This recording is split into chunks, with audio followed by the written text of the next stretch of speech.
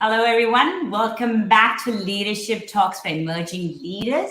Leadership Talks is a podcast hosted by Leadership Card, a leadership coaching training organization.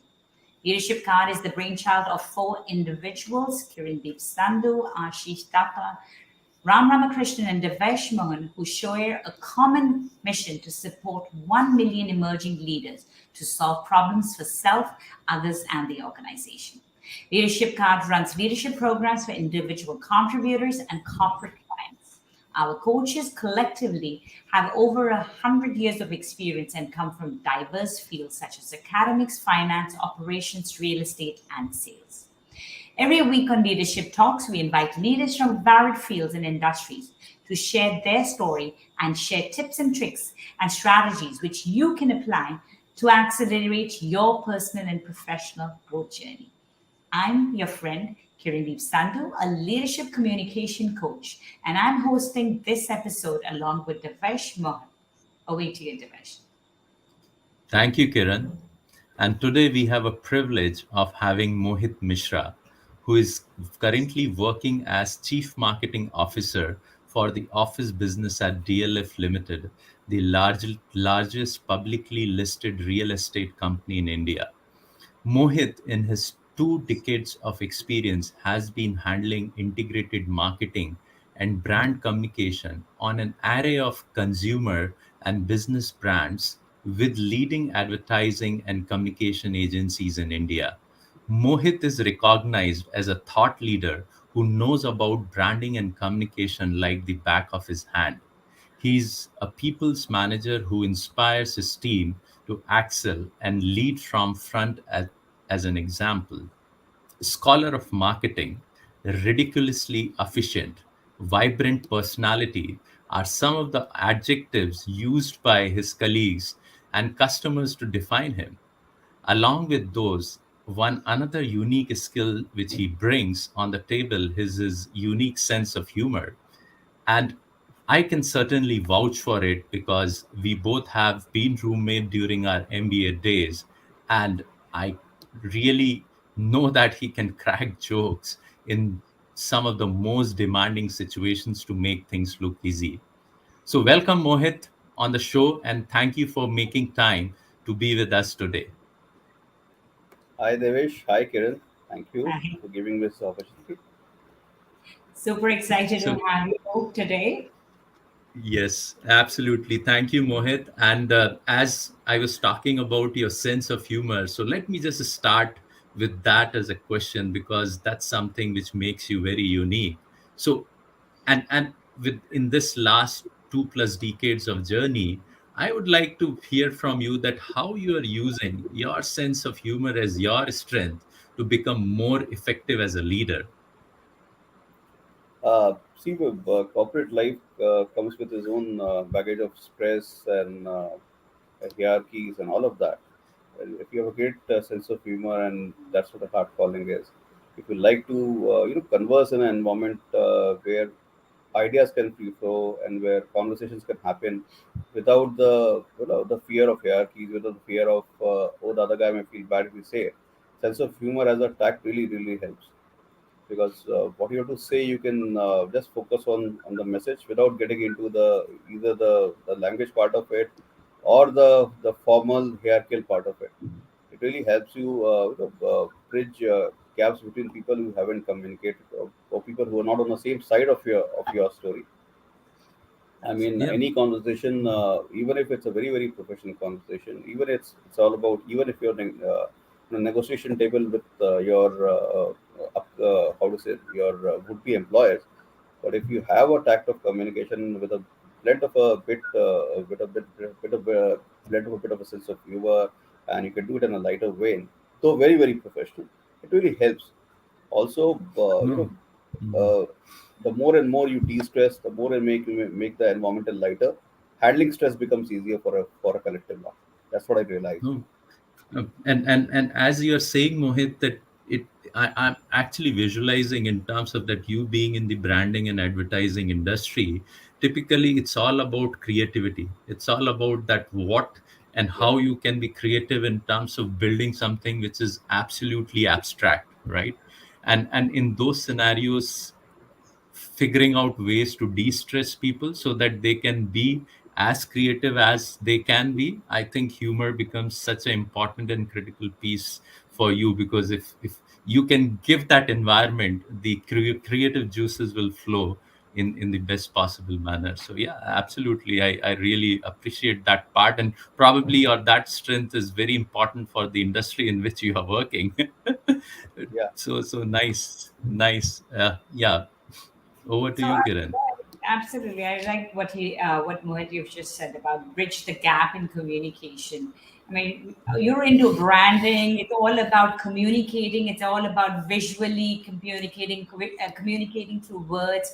So I think that if you can bring that element of humor, but do, have you had an incident where it can actually be like humor can actually put people like turn them off, because you've got to be a bit careful with that, right, Mohit?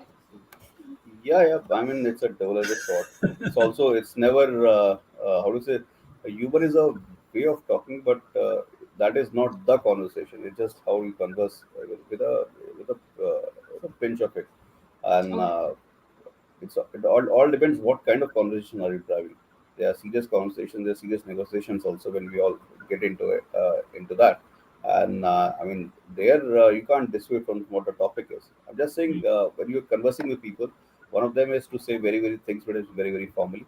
Second is when you're talking to them, you treat them not as the person who's there occupying the chair in front of you, but also that person as a human. Yeah, And of all the, how to say, in Indian mythology, we talk about Navrasas. The harshness, the Vyangas is as good as effective Yeah. also as the other rasas when you have to communicate. So it just depends on that. Even absolutely. when I you look agree. at The the context really matters in which you're having the yeah, conversation, and maybe sometimes it does help in reducing the stress in the room sometimes, and it can actually lighten the mood. So there are different times, but you have to be very careful when you are using it. You have to be actually confident enough to be using humor, because not everybody can pull off humor in the right way. So that was good. yeah, I'm going to just take this conversation further by saying that, Mohit, people have said a lot of things about you, ridiculously efficient scholar, right? And your colleagues admire you as a leader. I mean, how would you describe yourself as a leader? What are your uh, strengths? there's a old age saying, and I really believe in that. A leader is always as good as his team. So Mhm. whenever I got a free chance to hire my team, I've always hired people who can bring some variety, something different from what my skill set are in a team. So Mm. collectively we can all complement each other, and that's the basis of me. I never had a thing of a insecurity of hiring somebody who's brighter and sharper than me in my team. I've always had the best of talents. I became a manager when I was 3 years into the industry. And since I've been having a team below me, so for 18, 19 years, I've been a manager where people have reported to me. There's one thing I've always done is to understand them as individuals to start with.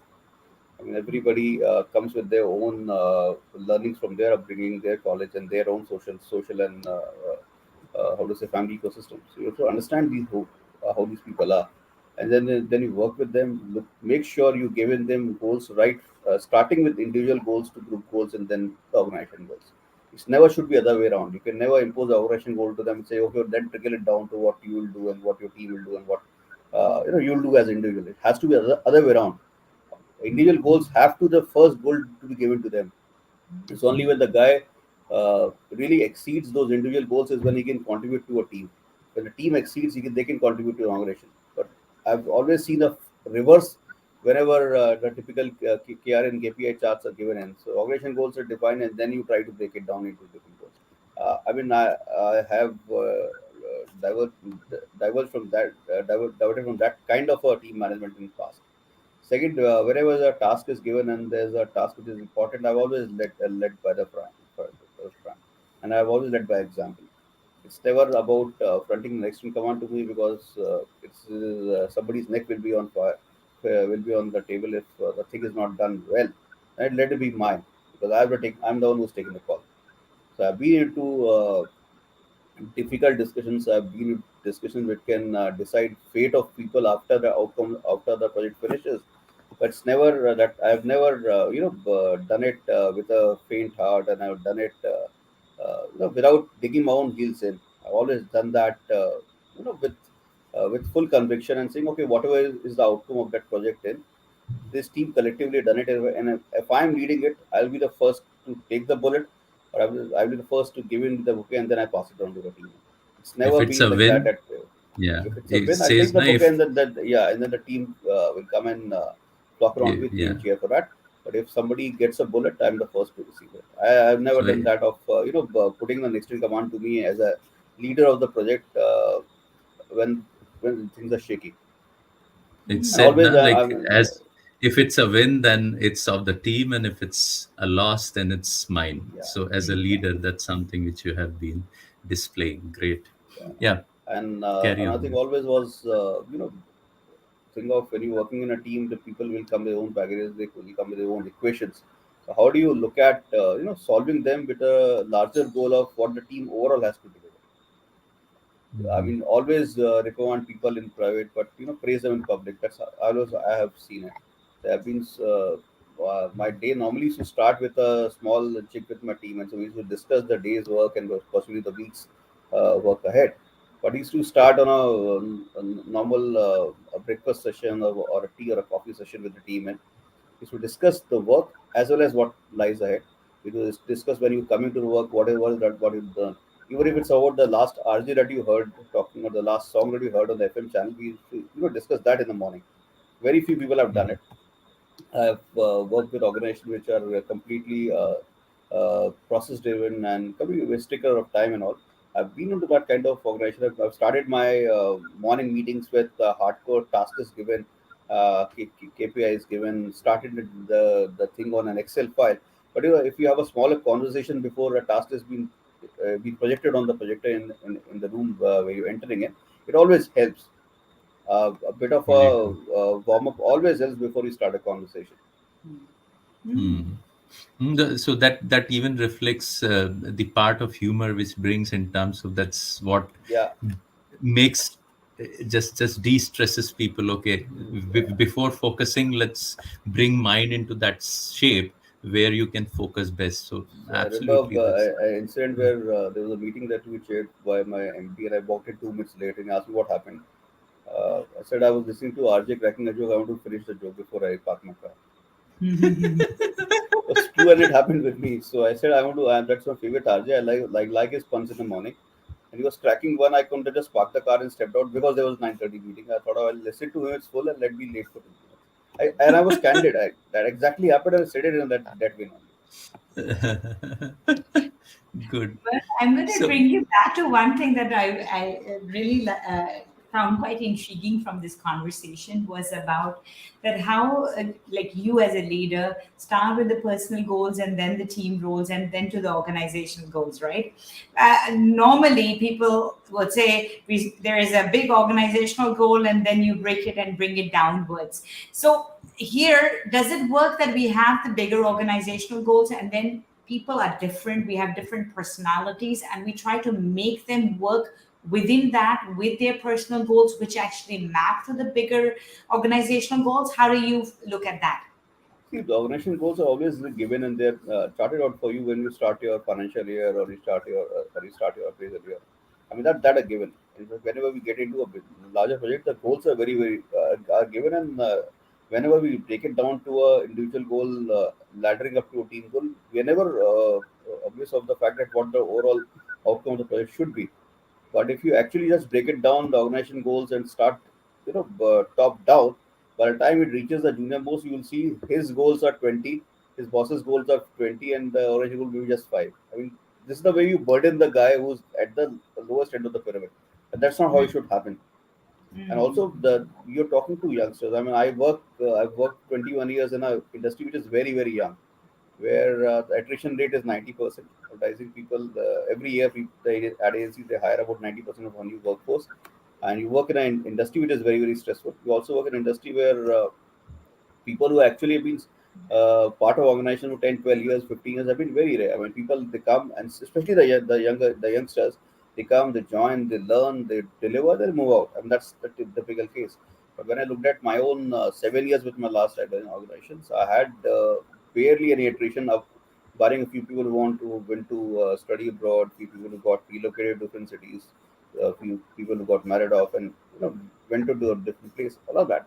I never had a so to say a work related or a stress related, uh, a burnout related exit in my team. The only way I was able to manage it because when I knew all of these guys individually, it was easier for me to trickle down the goals for them. And we started therefore with, oh, okay, this is what that team comprises of. That's what you will do, laddering up to a team goal, and then given for an organization goal. Obviously, knowing what is expected out of me as a head of the team. Very well put. Thank you so Good. much, Abhay, for adding on to that. Thank you. Yes. Thank you, Mohit. And so now just switching the gears in terms of to know from you in terms of what you're best at, that's marketing, branding, communication. And that's what you say in your LinkedIn profile that you are in the field of integrated marketing and brand communication. So just to make it simpler for our viewers, if you can just explain that what it really means and how typically corporates really get benefit out of it. So, yeah, over to you, Mohit. One, what I'm currently doing is typically classified as a B2B marketing because I'm the office business where my marketing is all targeted towards corporates and that to a very CXO, CEO level because it's all about a choice of a space and that decisions are taken very, very senior in the hierarchical order. In fact, the decision taken by CXO CEOs at the country level and then moves to regional and the global level also. And in past, I've done advertising, which is consumer advertising. I've done advertising for banking and insurance, which is very granular staccato. I've done advertising and brand communication for FMCG brands, which are very, very mass and popular brands. If I look at all of that in retrospect, I always believe, there's no B2C or a B2B marketing. It's always a H2H marketing. It's a human to human marketing. And the day you get that right, whatever you will create as communication will be very, very effective. And today, when you're talking to a CEO, also there's a person behind that CEO. There's a name on the card, and that name on that very visiting card is also a human being. So when you tell to him, when you talk to him, when you communicate to him, what is the benefit to that very person first as an individual, then for his employees, and then for his organization, you will be clear in what you have to communicate, and that is what I've always learned. I'm a, big Mhm. fan of observing people, observing people, observing consumers. And when you say integrated marketing, it's all about how do you communicate to that very consumer throughout the his entire journey with you as a brand. How do you communicate to them at various touch points? Whatever he reads, whatever he serves, wherever he go, whatever he sees, whatever he hears. I mean, so consumer journey needs to really be championed by all the marketers who are performing good in their life, and that is what I meant by integrated marketing. So Great. it is not just a marketing that you do something and you leave it for the other guy to grab or respond or to absorb, but you are making sure that whatever you create, one gets communicated to him as a human being, as an individual, and then you completely map his consumer journey with your brand, with your organization, right from the day he heard of you till make him a part of your communication target. And also champion this thing of doing very effective advertising and marketing at every touch point, and therefore you change your message depending on what the touch point is. Not every message Hmm. which is written as a SMS can go on a holding when the guy sees it. There's a different message that goes as a one-to-one WhatsApp to a customer versus what he sees on a newsletter by giving to the company. What the guy, if somebody is watching a video for a 30 second, there's a storytelling in it. But when you translate the same storytelling into a five word, one line outdoor message, it's a very, very different thing altogether. So I mean, this is where integrated marketing comes into picture. So you map the journey mm, uh, basis his touch point, basis of what stage of that cycle he's into in the interaction with the brand, and that's how we take it forward. Great. So that's really very nice and simple explanation, Mohit, and I'm sure our listeners would love hearing your this this concept of, in terms of, while we can continue to classify marketing into different brackets, B2B, B2C, but ultimately the foundation layer is of H to H, which is human to emotion, human to human. It's all about emotionally how you can connect with people. So I Yeah. think that's a great point. And the second was in terms of the different touch points through which you are connecting with people. The messaging for that needs to be different so that it makes an impact. So thank you, Mohit. That was really great in terms of explaining in such a simple manner. And now we have all been seeing, Mohit, that there is a huge influx of digital marketing in this in last few years, and it has become one of the most sought out marketing weapon in today's world. What are the new trends in the marketing which we should look upon as it will be great to hear from the marketing guru. See, but digital is just how do you say? It's obviously something which has changed the entire game of advertising and marketing. It came into our lives about 10, 12 years back with all those gadgets and all those technologies coming in. But again, in digital marketing, also there are two different parts of it. One is the content part of it, which as a marketer, which as advertising people, we have been creating ever since the industry came into picture. What digital has done as a sea change is getting the technology into the content. So, Hmm. so whatever we're creating right now and whatever we're running on digital right now is actually a good marriage between content and technology. Content part hasn't changed. Again, what I was talking to you about the various touch points, how a communication has to be different from a video message to versus an outdoor message to a message to a newsletter to all of that. When you look at from a, in a digital ecosystem, how you interact with the devices, how you interact with the various platforms uh, differ, and therefore the messaging that you should be getting as a consumer should be pretty much what you're expecting the brand to tell you. Second, digital has enabled people, also enabled marketer to reach the people irrespective of where they are. Earlier on, if the person is watching television, then it's only then he can see your ad. It's only if he's on the road is when he can see his outdoor. It's only when he's driving he can get into an effort. Now, digital has breaking those boundaries, and it is even when there were people who were working from home and the offices were shut and people were all confined to their work from home places, and digital was able to reach them through that simple device in your hand Absolutely. or things that you are accessing on your laptop. Even in digital, what is very, very important is how you look at your social media listening skills. It's not just about brand trying to put their own, charter to the consumers or trying to do a monologue of stories. People will not be interested in, and therefore the social listening becomes a very, very important part of digital marketing. Your search engine optimization. What are you searching, and how you look at those keywords, and you funnel it down to the kind of thing that people are searching, and how does your brand fit into that story of what the consumer is searching. Again, becomes very, very important. There are multiplicity of media, there are multiplicity of platforms. How can you be effective in all of them? You have to possibly look at your consumer, where exactly is he the consumer is right now there, and then you look at building your fortress on those platforms where a consumer is present. Like for example, when I look at my own marketing, my 70-80% of marketing happens on LinkedIn, because that's where I get my CXOs and CEOs. So even they are how to say flashy platforms like Instagram or Facebook, they are not as effective for me as a marketer, because my consumer is when he's watching Facebook or Hmm. Instagram. I mean, he's not in a mindset of taking a business decision. Whereas when he's interacting on a platform like LinkedIn, yes, he is not in the B2B or a business frame of mind. But yeah, Great. when I use marketing, when I marketing tools on Facebook and LinkedIn, because these are much more assessed, there's a different message I give on them. There's a different message I use these platforms for retargeting. But uh, on the Hmm. same message that I'm right now giving on LinkedIn. But therefore the Great. message has to change. Mohit, No, I'm going thank to you. ask you to elaborate on this now, briefly on what do you mean by social media listening skills? What do you mean by that? Uh, See.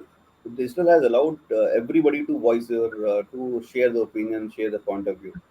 So when as a brand you promising something as a consumer benefit to a customer, you're doing a communication, you're giving a communication message in those communication. There are brands who are there are people who are reacting to it. Mhm. There are people who tweet about it. There are people who write about it. There are people who write reviews and stuff. And all. And when you make a decision, even to buy a 500 bucks stuff on Amazon, you read every review that comes with it. What about this business decisions where it's all where there these are multi-billion-dollar decisions that you will take as a head of the organization. So therefore, brand needs to invest in what people are talking about the brand Mm. on a social domain. And not many digital agencies are currently very much into social listening, but the ones who are really championing the cause are into it. So they listen to what people say. They listen Mm. to it's just the way when somebody sings a song and you say, "Oh, I like the song. It really touched my heart." Similarly, when you create a marketing message and put it on a digital media, there are people who react to it, and you have to capture that reaction and convert it back into analytics for a marketer to decide. Social Mm. listening gives all of those things back to the market as a tool. So if you're given a Hmm. message and if you how does that message impacting a brand? Is it impacting positively? Is it impacting negatively? Or is the consumer not changed moved at all with whatever you communicated? If you do a proper social listening, you'll get those pointers back and you can implement them in creating your combination or refining them further. This Great is point. again Great point, Mohit.